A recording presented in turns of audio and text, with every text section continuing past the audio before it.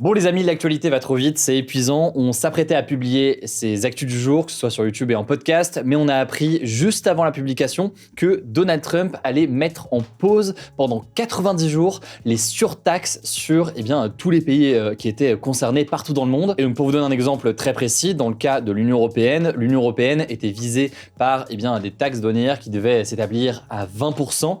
Là en l'occurrence, l'Union européenne va repasser à 10% et c'est le cas de tous les pays du monde, sauf la Chine. La Chine, c'est encore une hausse importante puisque les droits de douane sur les produits chinois qui entrent sur le territoire des États-Unis, ils passent désormais à 125%. Donc un produit qui entre va coûter plus de 2 fois son prix d'origine avec cette taxe. Et pour tous les autres pays du monde, donc notamment les pays de l'Union européenne, on passe à 10% de droits de douane. Alors ça n'enlève rien à la suite des actus du jour que vous allez pouvoir écouter. Il y a toujours plein d'éléments très importants et intéressants à comprendre sur la question des modes de calcul par Donald Trump et sur tout ça. Mais forcément, c'est un revirement immense, donc je voulais vous en parler dès maintenant pour que vous l'ayez en tête. On a vu d'ailleurs une conséquence directe sur les marchés financiers avec notamment Wall Street, donc la bourse aux États-Unis, qui a grimpé en flèche suite à cette annonce. Dans les prochaines heures, et comme on l'a fait il y a quelques minutes après cette déclaration de Donald Trump, on vous tient au courant directement sur Instagram avec les dernières informations. Il y a aussi d'autres informations avec la France qui pourrait reconnaître au mois de juin l'État palestinien. Là aussi, on en parle dès maintenant sur Instagram. Allez, je vous laisse avec les actus du jour qui avaient été tournées juste avant ces deux nouvelles informations majeures et on vous tient au courant évidemment demain pour la suite. La panique se poursuit. Une taxe de 104% appliquée aux produits chinois qui sont importés aux États-Unis, une surtaxe de 20% pour les produits européens. Les droits de douane s'enchaînent du côté de Donald Trump avec certaines ripostes donc à l'international. Mais comment est-ce qu'au départ Trump a abouti à un tel plan? Comment est-ce qu'il a calculé tout cela? Et y a-t-il une grosse erreur dans son approche alors que certains de ses soutiens commencent à se désolidariser? Alors on a croisé les sources, on a lu des opinions qui parfois s'opposent sur ce sujet. Voici donc ce qu'il faut retenir factuellement sur la situation et sur ce que l'on sait. Salut, c'est Hugo, j'espère que vous allez bien. C'est donc le sujet à la une des actualités du jour. Depuis ce samedi, tous les produits qui entrent aux États-Unis sont donc visés par une taxe additionnelle de 10%. Et ce mercredi matin, une deuxième salve de droits de douane est entrée en vigueur. Elle concerne une soixantaine de pays. Et les droits de douane, pour rappel, c'est donc les taxes que les entreprises américaines doivent payer lorsqu'elles importent des produits depuis l'étranger. Alors on va pas détailler tous les jours tous les droits de douane parce que déjà que vous êtes quelques-uns à me dire que la une de ce format des actus du jour est parfois un peu trop longue, donc on va pas trop développer, mais ça varie donc entre 11 et 50% sur ces surtaxes, à l'exception de la Chine qui est visée par des droits de douane de 104% après une surenchère qu'on a pu voir ces dernières heures des deux côtés. Ça veut donc dire que si une entreprise américaine veut importer un produit chinois qui coûte $100, elle devra payer aussi en plus $104 de taxes. Donc au final, un produit lui revient à $204, soit le double. Et à noter au passage, avant d'aller sur le cœur du sujet aujourd'hui, que certains territoires français d'outre-mer sont encore plus touchés donc que la France métropolitaine. On peut penser à l'île de la Réunion qui est touchée par une surtaxe de 37% pour les produits donc qui seraient exportés aux États-Unis. On peut aussi citer Saint-Pierre-et-Miquelon avec une surtaxe de 50%. Et au contraire, les droits de douane restent à 10% en Guadeloupe, en Martinique, en Guyane ou encore à Mayotte. Alors l'objectif de Trump, on va pas revenir là-dessus, ce serait de protéger l'industrie américaine, de favoriser la production aux États-Unis et de réduire le déficit commercial des États-Unis, donc l'écart entre les importations américaines et les exportations américaines. Emmanuel Macron a dénoncé une décision brutale et infondée et la Commission européenne, donc l'une des principales organisations de l'Union européenne, prépare une forme de riposte. D'ailleurs, on peut noter que ce mercredi, l'Union européenne a adopté une première salve de réponse à ces droits de douane et notamment une taxe qui va être augmentée sur certains produits américains comme les motos, le soja ou encore la volaille. Enfin, côté chinois, et on aura terminé le contexte général avec les dernières infos, la Chine a annoncé donc ce mercredi une nouvelle augmentation des droits de douane sur les produits américains. On passe de 34 à 84% et ce sera entré en vigueur dès ce jeudi. Alors une fois qu'on a dit tout ça, comment expliquer de telles différences de droits de douane entre les différents pays et comment est-ce que ces droits de douane ont été calculés du côté des États-Unis? Alors officiellement, si vous avez écouté ce discours de Donald Trump il y a quelques jours, il parle de droits de douane réciproques. Ça voudrait dire que les États-Unis imposent aux autres pays les mêmes taxes que ces pays appliquent aux produits américains. En gros, si un pays taxe à 20% les produits américains, eh bien les États-Unis veulent taxer à 20% les produits qu'ils importent de ce même pays. En tout cas, c'est ce qu'on pourrait comprendre de l'idée de droit de douane réciproque, sauf que dans les faits, c'est pas du tout comme ça que ça a été calculé. Et les les droits de douane aujourd'hui, ils n'ont rien de vraiment réciproque pour tout un tas de raisons. Bon déjà, et c'est vraiment l'éléphant dans la pièce ou le point le plus crucial, l'administration américaine a appliqué une règle de 3 pour parvenir à ces droits de douane. Alors accrochez-vous bien, je vous explique, après on en parle. Elle a pris en fait le déficit commercial des États-Unis avec un pays, donc la différence entre la valeur des produits que les États-Unis importent et ceux qu'ils lui exportent. Ce montant-là, il l'a divisé par le montant des importations américaines venant de ce pays. Et puis le tout, après ça, a été divisé par 2 pour obtenir donc le taux de la taxe que Donald Trump souhaite appliquer. Ça, c'est donc comment ça a été fixé, sauf que ce calcul, cette façon de calculer comme ça une hausse de droits de douane, eh bien, disons les choses de façon assez simple, ça pose beaucoup de questions. Bon, déjà, on peut le noter, mais ça en soi, Donald Trump l'a dit lui-même, il ne veut pas appliquer exactement les droits de douane qui sont appliqués par les autres pays. Donc ici, Trump dit que l'Union européenne impose des droits de douane de 39%, et donc lui a annoncé des droits de douane 2 fois moins importants, des droits de douane donc à 20%. Ça, après tout, pourquoi pas, il le dit publiquement, il veut pas imposer à la même hauteur, sauf que, et le problème, il est là, la réalité, c'est que les droits de douane européens sur les produits américains, eh bien, ils ne seraient pas de 39%. Alors, il y a plusieurs chiffres, plusieurs ressources là-dessus, mais on peut noter par exemple que l'Organisation mondiale du commerce estime que, eh bien, ces droits de douane européens, ils sont de l'ordre de 4,8%. Et même s'il y a un débat sur ce chiffre précis et sur la méthode de calcul, dans tous les cas, on est très loin des 39% qui sont avancés par l'équipe de Donald Trump. Par ailleurs, ce qu'on peut noter, c'est que le calcul de Trump, il prend pas en compte la question des services qui peuvent prendre une grande part des échanges internationaux, surtout dans le cas des États-Unis qui sont le premier exportateur mondial de services. Alors, qu'est-ce qu'on entend par service? Alors, ça peut être la technologie, les médias ou encore certains services de la banque. Mais surtout, et c'est là le point le plus important, la méthode de calcul que je vous ai évoquée il y a un instant, eh bien, la plupart des économistes ne comprennent pas pourquoi est-ce que cette méthode de calcul a été utilisée pour calculer des droits de douane. Et d'ailleurs, si vous aviez suivi l'actualité attentivement la semaine dernière, on peut noter qu'il y avait eu une forme de flottement. Après cette conférence de presse que j'avais suivie de mon côté, il y avait eu beaucoup d'interrogations d'économistes qui se demandaient mais d'où viennent ces chiffres concernant ces droits de douane qui seraient appliqués partout dans le monde sur les produits américains? Comment est-ce que Donald Trump arrive à ces chiffres de son côté? En fait, aujourd'hui, beaucoup d'économistes estiment, pour dire les choses simplement, que cette méthode de calcul, elle n'a pas de sens pour calculer des droits de douane.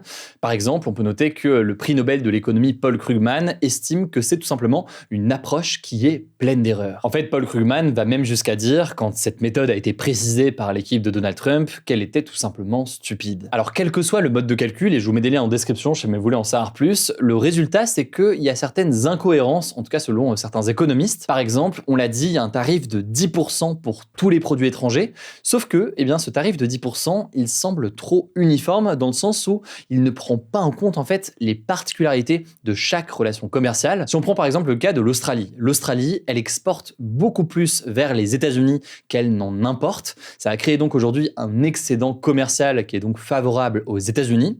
Alors selon la logique de Trump, l'Australie devrait a priori bénéficier d'un tarif plus faible, voire ne pas avoir comme ça d'augmentation de droits de douane. Et pourtant, l'Australie aujourd'hui va donc se retrouver à avoir le même tarif que la Nouvelle-Zélande, alors qu'à l'inverse, du côté de la Nouvelle-Zélande, eh bien, le déficit commercial, il est dans l'autre sens. Pour résumer donc, le protectionnisme qui est donc cette politique qui consiste à favoriser les entreprises nationales, notamment donc en augmentant les droits de douane, c'est évidemment une politique économique qui est défendue par beaucoup d'économistes. C'est pas quelque chose de nouveau. Trump n'est pas le seul à défendre cette vision économique et c'est un débat qu'on voit nous depuis des années maintenant. Même à chaque élection présidentielle, quand on couvre les débats entre les candidats à la présidentielle, il y a tout un tas d'approches et il y a tout un tas de candidats à chaque élection qui défendent le protectionnisme pour tout un tas de raisons. Mais dans cette situation précise, même certains qui défendent donc ces politiques protectionnistes doutent de la méthode et du calcul qui a été effectué pour aboutir à ces hausses de droits de douane. Enfin, on peut noter que même au sein du camp de Donald Trump, il y a une forme d'incompréhension ou de colère qui commence à monter.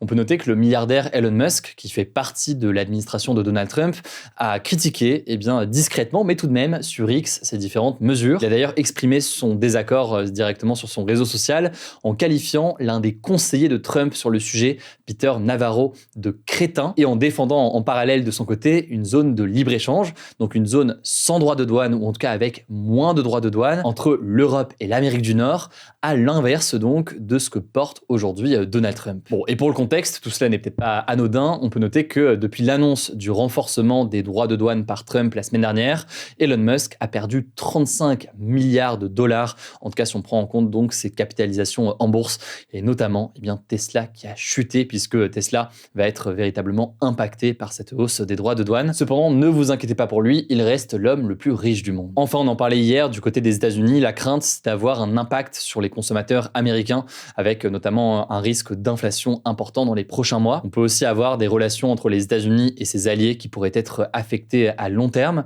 Alors, on va pas rentrer maintenant sur la question des répercussions sur la France et l'Europe, parce que c'était vraiment le sujet des actus du jour qu'on a publié hier. Donc, n'hésitez pas à voir tout ça, mais c'est pas encore le cas. Ce qu'on peut noter en parallèle, c'est que les bourses européennes, elles ont de nouveau ouvert en baisse aujourd'hui.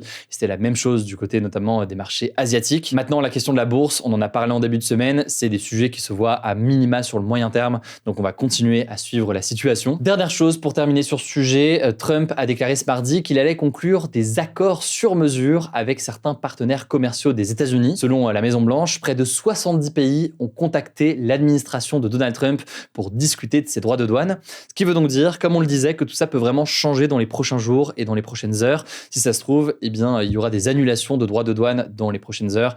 Et d'ailleurs, ça pourrait avoir un impact sur les marchés financiers. En tout cas, selon Donald Trump, tout un tas de pays contactent en ce moment les États-Unis pour tenter de mettre fin à ces droits de douane. Et ces pays appellent les États-Unis, je cite ici Donald Trump, pour nous lécher le cul, fin de citation. Je ne pensais pas dire une telle phrase dans les actus du jour, mais voilà, tout arrive. On suivra en tout cas tout ça, que ce soit sur YouTube ou alors en podcast audio, vous le savez, sur toutes les plateformes. N'hésitez pas à vous abonner, mais c'est pas encore le cas. On fait en sorte de suivre le plus précisément possible la situation. Merci au passage parce que vous êtes de plus en plus nombreux. Merci pour votre confiance ici d'ailleurs et sur Instagram. Je vous laisse avec Blanche pour les actualités en bref et je reviens juste après. Merci Hugo et bonjour à tous. On commence avec cette actu. Le texte sur le durcissement du droit du sol à Mayotte a définitivement été adopté par le Parlement ce mardi. Mayotte, c'est un département d'outre-mer situé dans l'océan Indien qui a été dévasté par le cyclone Chido en décembre dernier. Et donc cette loi, proposée par le parti de droite Les Républicains, vise à restreindre l'accès à la nationalité française pour les enfants nés de parents étrangers à Mayotte. Concrètement, avant cette loi, un enfant né à Mayotte de parents étrangers pouvait devenir français à sa majorité si au moins un de ses parents vivait légalement en France depuis 3 mois avant sa naissance. Sauf que maintenant, pour que l'enfant puisse obtenir la nationalité française, il faudra que les 2 parents vivent en France depuis au moins 1 an, sauf pour ceux avec un seul parent. Le but affiché, c'est de réduire l'immigration à Mayotte, en particulier aux provenances des Comores, un archipel voisin, alors que près de la moitié des 320 000 habitants du département sont étrangers, selon l'INSEE. À noter que cette loi a été soutenue par les députés du parti du gouvernement et ceux du Rassemblement national, mais les partis de gauche s'y sont opposés, estimant que cette loi viole le principe d'égalité entre les citoyens. Plusieurs députés de gauche ont indiqué vouloir saisir le Conseil constitutionnel, donc la plus haute juridiction en France. Deuxième actu, Laurent Wauquiez, le chef des députés droite républicaine, a proposé ce mardi, je cite, d'enfermer les personnes dangereuses sous obligation de quitter le territoire français dans un centre de rétention à Saint-Pierre-et-Miquelon, un territoire d'outre-mer français situé en Amérique du Nord. C'est ce qu'il a déclaré lors d'un entretien au Journal du Dimanche ce mardi. Selon Laurent Wauquiez, qui est en campagne pour la présidence du Parti Les Républicains, le but serait de mettre sous pression ces personnes pour qu'elles acceptent de repartir dans leur pays. Elles auraient ainsi, je cite, une seule alternative, soit partir à Saint-Pierre-et-Miquelon, soit rentrer chez eux. Il compte aussi sur l'éloignement et les conditions météo de cet archipel, situé à 4000 km de l'Hexagone, et marqué par un temps froid et pluvieux pour dissuader les individus concernés. Alors cette proposition a créé la polémique, que ce soit du côté de la gauche ou de la droite. Le ministre des Outre-mer, Manuel Valls, a déclaré que Saint-Pierre-et-Miquelon était, je cite, la France, pas une prison ou un centre de rétention. La chef de file des députés du Rassemblement national, Marine Le Pen, a quant à elle affirmé que la place des OQTF, c'est dans leur pays et sûrement pas dans un territoire français. Troisième actu, je voulais vous parler des conclusions de la commission d'enquête sur les violences dans le monde de la culture rendue ce mercredi. Le rapport contient 86 préconisations pour, je cite, assainir et sécuriser ce secteur.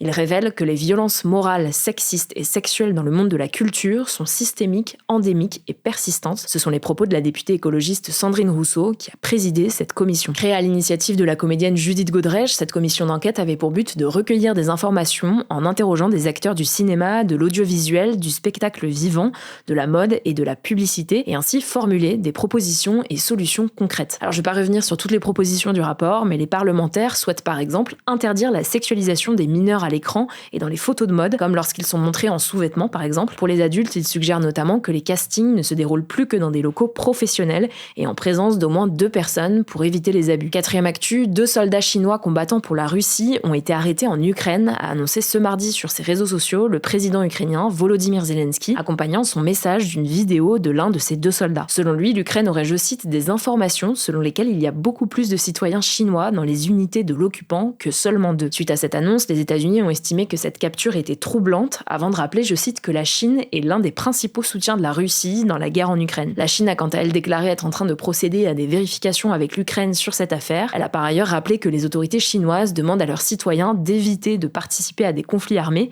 et à dénoncer les accusations, je cite, sans fondement de l'Ukraine, notamment sur le fait qu'il y aurait beaucoup plus de citoyens chinois combattant avec les forces russes. De son côté, la Russie n'a pas encore réagi. 5e actu, l'ancien ministre de la Justice, Robert Badinter, décédé en février 2024 à l'âge de 95 ans, entrera au Panthéon le 9 octobre prochain. Le Panthéon, c'est un monument situé dans le 5e arrondissement à Paris, qui est également un lieu de mémoire où sont déposées les cendres de personnalités qui ont marqué la France. Pour acter une entrée au Panthéon, il faut que le chef de l'État signe un décret. La date de l'entrée de Robert Badinter n'a pas été choisie au hasard, puisque le 9 octobre 81, la peine de mort avait été abolie en France sur la proposition de Robert Badinter lui-même. Et on finit avec cette bonne nouvelle, en Île-de-France, la pollution de l'air a été divisée par 2 en 20 ans, selon une nouvelle étude de l'association indépendante Airparif, qui surveille la pollution de l'air dans la région. Plus précisément, entre 2005 et 2024, les concentrations des polluants de l'air réglementés les plus nocifs pour la santé humaine, à savoir les particules fines et le dioxyde d'azote, ont été divisés par 2. Alors comment expliquer cette baisse ? Eh bien, selon l'étude, c'est lié à une combinaison de réglementations et de politiques publiques européennes, nationales et locales. L'un des ingénieurs de l'association a cité au micro de France Inter les taxations des émissions de polluants industriels ou encore l'augmentation des infrastructures de transport en commun et de vélo. Cependant, l'association rappelle que la pollution de l'air a toujours des conséquences significatives sur la santé humaine. En Île-de-France, elle entraînait encore en 2019 une perte moyenne de 10 mois d'espérance de vie par adulte. Au passage, j'en profite pour vous dire qu'on a laissé une erreur dans les actus du jour d'hier concernant l'aide sociale à l'enfance, l'ASE. Elle est chargée de protéger près de 400 000 mineurs et jeunes majeurs en France et non 400 comme ce qui a été dit.